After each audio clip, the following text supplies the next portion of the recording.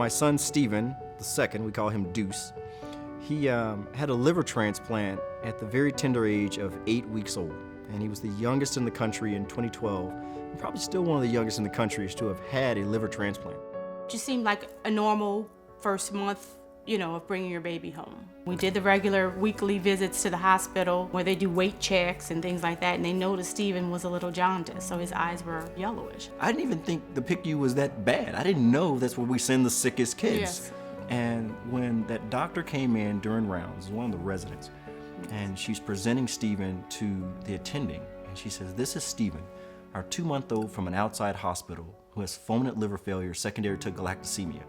And we're like, what? And this is why I know it was something that was relatively new to Georgetown as well, because when we had the challenges of feeding him after he had his transplant. So it was something that took us by surprise of what does this mean for us? And that was, I think, our first introduction to knowing that we've now got a special needs child because of this condition.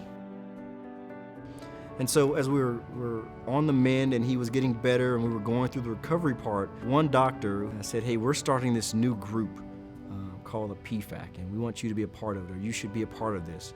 And so I said, "Oh yeah, I definitely want to do it."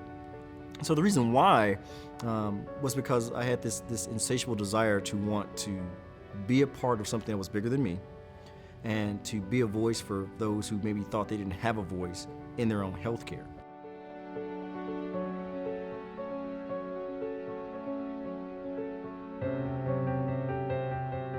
So we recruited our members for our local PFACs by, first of all, sending out over 5,000 letters to the community to see if we have some people that would be interested.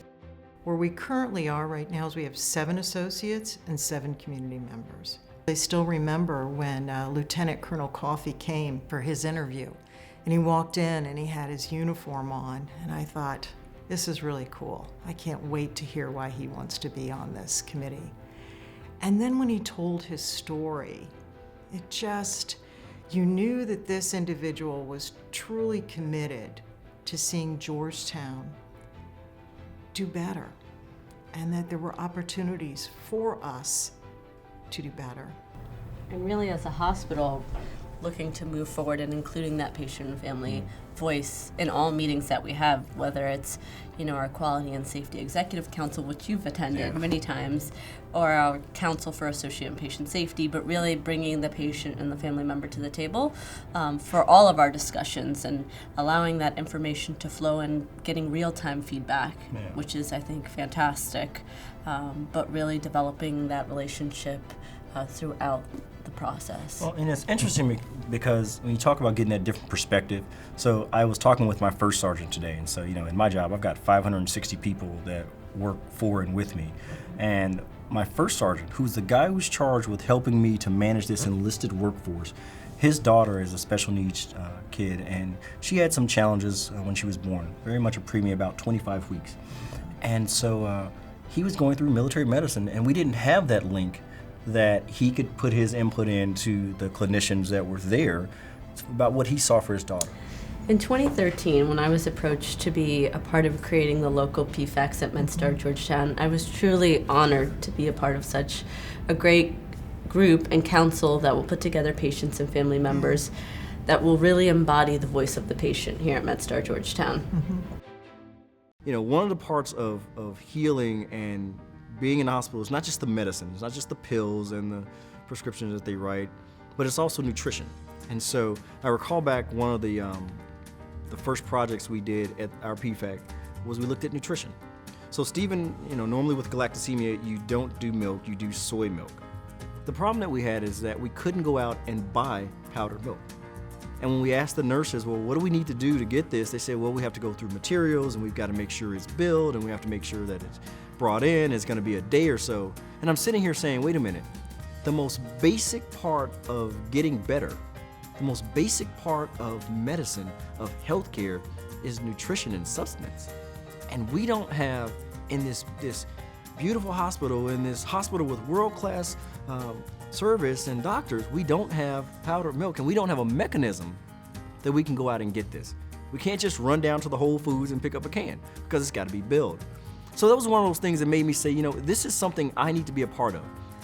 I think one of the most key parts to our success is really leadership, and the leadership buy-in with our local PFACs at MedStar Georgetown.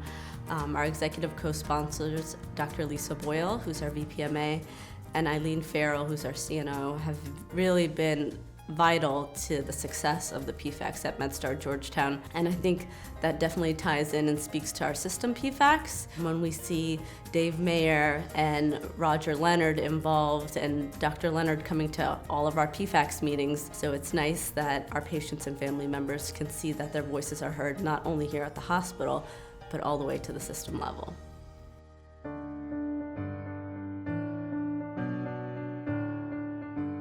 I think the most important thing that we can do as parents and we can do as patients, or patient advocates, is provide feedback. And essentially that's what the PFAC, in my mind, does for MedStar Georgetown. It provides them a new data point for feedback. So there's a new normal for us. And I think that's really the thing that we've kind of become accustomed to. There's a new normal with Stephen. Yeah, we with like his to say diet. we had to grow up fast as parents. So he'll have to take the medicine, hopefully smaller dosages as he gets older. Some of the other medications, like for viral infections and for acid reflux, he should eventually wean off of those, like in the next year or so. When I see him playing with other kids, when I see him developing those social skills and learning how to do things and jumping around and tumbling and those types of things, it just makes me, the feeling's really indescribable. I'm happy, but the feeling's really indescribable because I remember where he was and I see where he is now. So he's doing really well. He's turning 5 in September. We're gonna be tied to healthcare because we kind of monitor what's going on. I think Georgetown is gonna follow him probably for the rest of his life, which I like. A little bit of continuity of care.